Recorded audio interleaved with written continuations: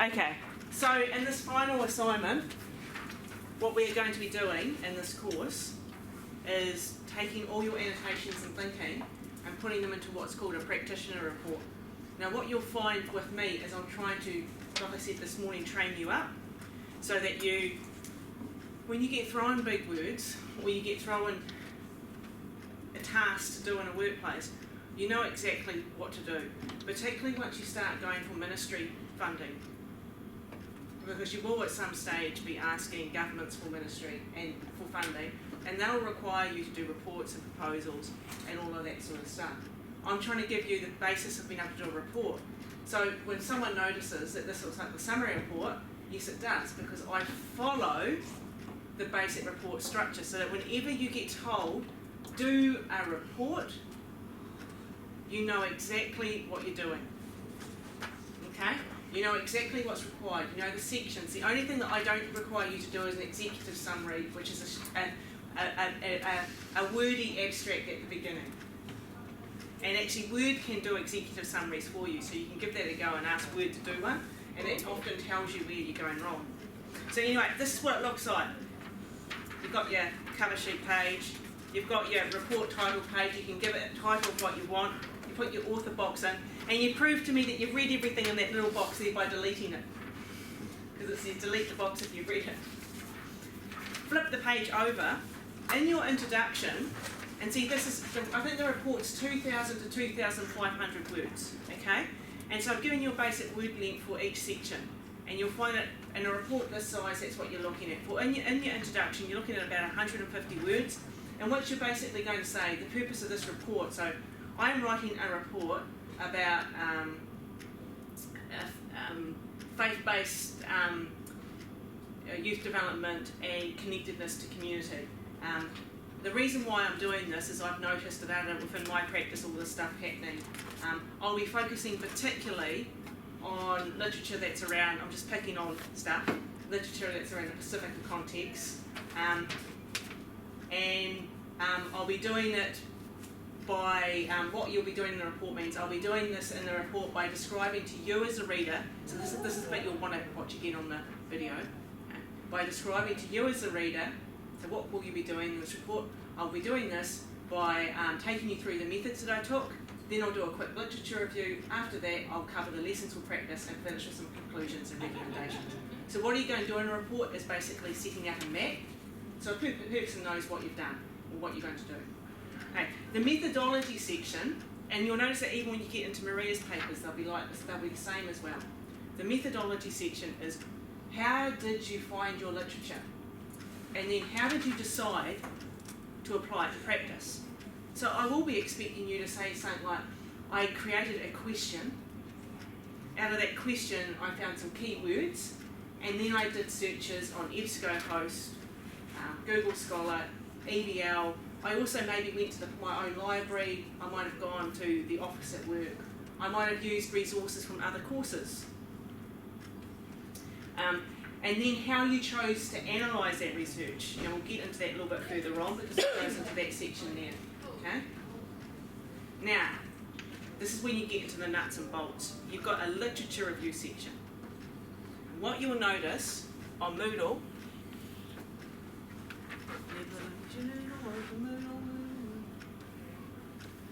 doesn't work. So what you'll notice over Moodle, and the video is working for anyone coming into the room, what you'll notice over Moodle now is I've opened up this lesson, August 25 to September 21, reviewing your specialist practice area. In the overview and lesson, there are 2 videos on how to review literature. Okay? Go back one. Underneath that, there is required readings, and you will notice that the required readings, the first one is the exact same chapter that you had for the annotated bibliography. It's just you're focusing on the second half of the chapter now. Okay? You'll also notice that I've given to you a reading from Mazer and Curtis, that reading is on punctuation and grammar, because I know a lot of students say, hey, how do I get my writing right? How do I get my sentences right? That will help you with this. Now here's some tips for literature reviewing. A literature review is really the next step after an annotated bibliography. It's when you turn all of your annotations into one piece of writing. And there are three ways you can do it. You can do it for a C, you can do it for a B, or you can do it for an A. And what you'll see in this section, because I tell you, you guys, I've reduced this course down in this assignment. Last year they had to do a proper literature review right to the end. Okay, and that's a bit harder, so you've only got a shorter section. What you'll notice in the section below, here we go, music, background music. Fiona talks about literature review aspects. Now, who was it that I said, watch the video? Right. Down here, I have got a literature review that I've taken from a practitioner's journal. This is not an academic journal. And I've gone through and I've talked about all the aspects of that review that are really, really cool. And what I'm looking for. Okay, what makes a good review? And I'm giving you those two as examples as well. You'll find that I will give you some more videos in there of me doing stuff. But here's it. Here's a secret to reviewing. A C review is when someone just puts one annotation, follows it with another annotation, follows it with another annotation, follows it with another annotation. What does that mean? I've got a Word document. I've just cut and pasted each of my annotations into that Word document. One after the other, after the other, after the other, after the other. Sweet, that's a C review. Because you've created one piece of writing from 10 annotations by putting them all into the same document. You might have even been nice to me and put them into some form of order. A B review is when you've looked at all your readings and you've gone, oh, I've got some readings that are on cannabis use. I've got some readings that are on Class A use, the higher use. I've got some readings that are on directly just on mental health, with the second aspect being drug use. I'll group those readings. And I'll make sure I have joining sentences. So you'll see in that talk about the literature review, I'll talk about some of that stuff too.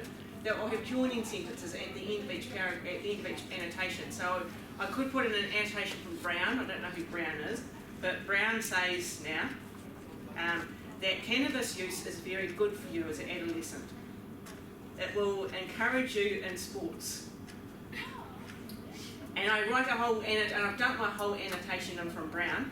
Okay, and then at the end of Brown, I go, in contrast to Brown, Foliassi says that cannabis use is very, very bad for Pacifica youth. So I've put a joining sentence in, and that lets me go into my next annotation. Now you'll see that there'll be an example of me doing that sort of stuff up on Moodle, okay? That is a B, because you've joined them together. You've found a story to tell with all your annotations. You've found an order to put them in, and you put little words in to join them all up together. Does that make sense? I know you don't want to have your voices recorded, so you're just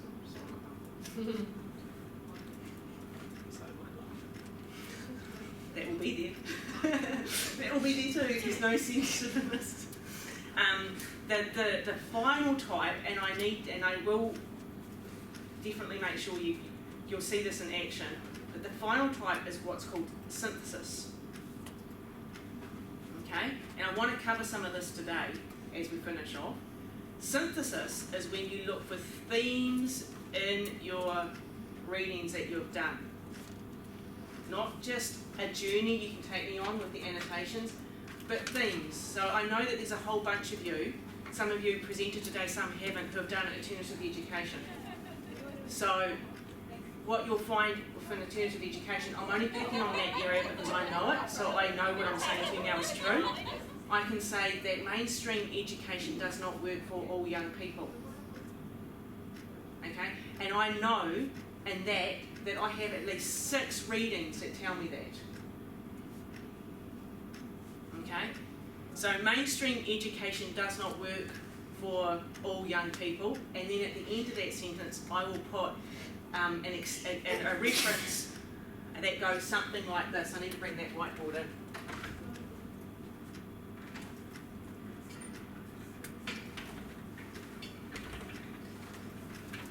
Star Wars music coming in. Yep.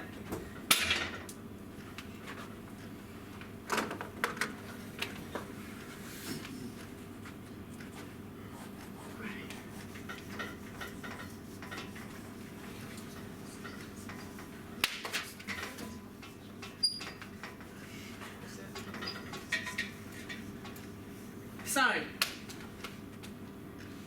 a synthesis and a literature review is when you look for the themes across the readings. You look for what all the readings are saying together, or what you've grouped them into those groups, say cannabis use, drug use, alcohol use, and then you've only looked in those literature bits for themes. Okay? And you found one. Mainstream education, picking on my area, does not work for all young people. So I write that down, mainstream, does not work for all young people. Pretend that's a whole sentence. At the end of the sentence, I want to show me, Fiona, that I've seen that theme across 3 bits of my readings. 3 of my readings actually said mainstream education does not work. So the reference will go like this, and I'm only picking on short names, so I write this properly. Scott, 2011, and then I use a semicolon, it's a comma with a dot on top. Smith, 2008, semicolon, Zonk, 2015. So I've got one sentence, mainstream education does not work for all young people. And I've got all of the references that have said that theme at the end of that sentence. Okay? And the semicolon is what separates them. Now if you're using Word, you'll select the 3 readings that do it, and it will put the semicolon in for you. Okay? Then I can go, then I'm going to break this apart a bit more in the paragraph, okay? According to Smith, 2006, I'll carry my sentence on now. According to Smith, 2006, 50% of American youth disengage from secondary schooling in their first year of high school. This, and then I might then have pull in the Scott reference. There is a very similar picture here in Aotearoa, New Zealand. Scott found in 2015 that alternative education schools tended to be predominated by kids deemed at risk within the mainstream school system. Meanwhile, Zonk, 2015, found that only 50% of young people in decile 2 schools succeeded in education.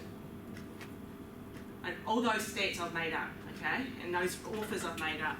But that then is one paragraph which is a synthesis. It's found one theme across them all, and then it's described what each person said. Okay? Does that sort of make sense so far? Can you have multiple themes throughout the different pieces? Yeah, you can have multiple themes. Okay? Now I'm wanting to make this a little bit more easier for you. So I'm only asking you, if you note here, I'm only asking you to select 6 to 8 of your annotations, not the whole lot. 6 to 8. So you want to select the ones that you feel like you can actually, if you want to give this a go, to give this a go with. This is a sort of literature reviewing. You're just doing it at a basic level, but while you're doing it at a basic level, it means that in a second year level, you're actually doing it at an A level, because this is what you're required to do at a 3rd year. So that's why I'm saying this is an A level literature review. A B level one will just go, Scott, found this. So we'd have something like this: mainstream education does not work for all young people, no reference. According to Smith, 2006, 20% of school students at such and such a school disengaged within their first year. They did this research by doing this, so I dumped the rest of the annotation in, and then the next paragraph I'll still got on that theme of mainstream education, I'll go, this is the same as what Smith found, but in the American context, and Smith did this, this, and this, and this, and this. So that becomes just one annotation after the other with joining these. Okay? This might seem like it's daunting now. If you go down this path, it will take a bit longer. If you want to aim for an A, it is going to take a little bit longer. It's not going to take hours of work. You don't have to do hours of reading for this. Okay? The one thing I would really encourage you with your journal articles, do not read, camera turn, do not read the literature review sections and the methodology sections of your journal articles again. Because those sections are only doing what this report is doing, providing a literature review and telling you what they did. You're really focusing on the findings section, what they found out. That's mainly for your journal articles. Okay? So that section, you're looking at about 1,000 words. Okay? Now, if this gets on top of you, remember what it says there. A C is dumping your annotations in. And C's get degrees. So if you are struggling, I'm telling you now, that's what will get you a C. I know that every one of you are capable of A's. And it's bizarre. When I started up at Vic, the very first day I tutored up at Vic, I said that to my class, and the first assignment, not one of them got an A. And I'm like, and yet I knew every student was capable of an A. And it's because, particularly if students have an idea of what you need to do for a C to get the degree, so they do it. They do that C to get the degree. So that's just how the game's often played there. But you guys, all of yous, and I'm not being PC by saying guys, I know, but you all push yourself 100%. And so do know that a C can get you a degree, as well as some of you can aim for A's. With a purposeful throw at someone. Okay. Now the next section, which is about 500 words, is when I want you to see that you're actually starting to use your thinking. So you've given me an idea of what all your 6 to 8 resources are telling. You've perhaps put it into the themes that you found within the resources, or you've grouped your resources for your B. But now, what have you learned? What's your lessons for practice? How can you apply this? What would you do in your practice differently? What are some of the strengths in that within these readings? You know, I was really honoured to come into the last of the presentations in there, where one of us had asked, one of our group had asked, you know, with all this, what's going on? And the answer was, well, actually, there's a lot of stuff being done that's really risky, and you know, within this practice, and that actually there need to be some question about some of the things that we're doing. I think that was picking up what was going on there, yeah, without actually videoing the whole discussion. But I was like, well, yeah, part of what we're hoping is what we talked about this morning with the suicidality stuff in that we actually do have very valuable lessons that we can say this is appropriate for practice. This is what we should be doing. This is what we should be changing. Now, if you want to get an A in that, you'll be linking it back. You'll be citing it back to the references. So you might go something like, you know, Scott talked about how young people disengage from education because the teachers are boring. Well, one thing that this literature has shown me is that not all teachers are boring, and perhaps we need to have some youth development style meetings within our school, so that the teachers get introduced to some youth development style techniques for engagement, and in that way this might just overflow into the classroom, rather than me going to a teacher and saying, look, Mr. Buzz, you're incompetent. The students think you're incompetent. That's not strengths-based. We wouldn't approach our kids in that way, so we shouldn't approach our colleagues. But it's then going to the principal and saying, look, Mr. Buzz, is it possible for me just to run the opening and closing to each staff meeting? and not even telling the principal that your hidden agenda is to try and actually get the teachers seeing that there's some fun ways of doing things. But what gives it an A is that very first bit goes where Scott highlighted that teachers may be a real problem when it comes to school. So therefore, what are some things that we can do within school? Because I've noticed this myself. Some of you are placed here, and I can, like I say, pick on alternative education, but some of you would have noticed that some of the readings that you've got would say that you actually need to have a youth worker that's more formalised into the system rather than drop in youth workers all the time. And so you could actually reflect on, well, yeah, we've noticed this in our own placement here, that actually without a full-time youth worker, it's really hard to increase that engagement. And, you know, whilst I cannot recommend, and my agency won't employ one, the possible benefits of having a full-time youth worker could be these. Referencing back to Ireland. And then conclusion and recommendations is simply, what did you find? And 5 recommendations. And you can choose how you put them, but some of those recommendations are for yourself and your own personal development, some of them for your agency.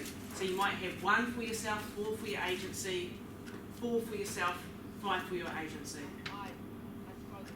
Okay? Now, you should find when you sit down to do this that it is actually not as daunting as it could feel. The other side of it is camera turn. In Auckland, we have a study morning every Friday with Jane, and you can pop along to that and work on it with Jane. And in Wellington, we have Wednesdays that I try to dedicate myself to unless I'm teaching, which is tomorrow. Okay, and I know that some of you are working and all that stuff, but this time is put in here for you. And so I'd say use it, because it's not a use it or lose it, it's use it or potentially lose your momentum in your study. Okay, I'll just ask for one nod.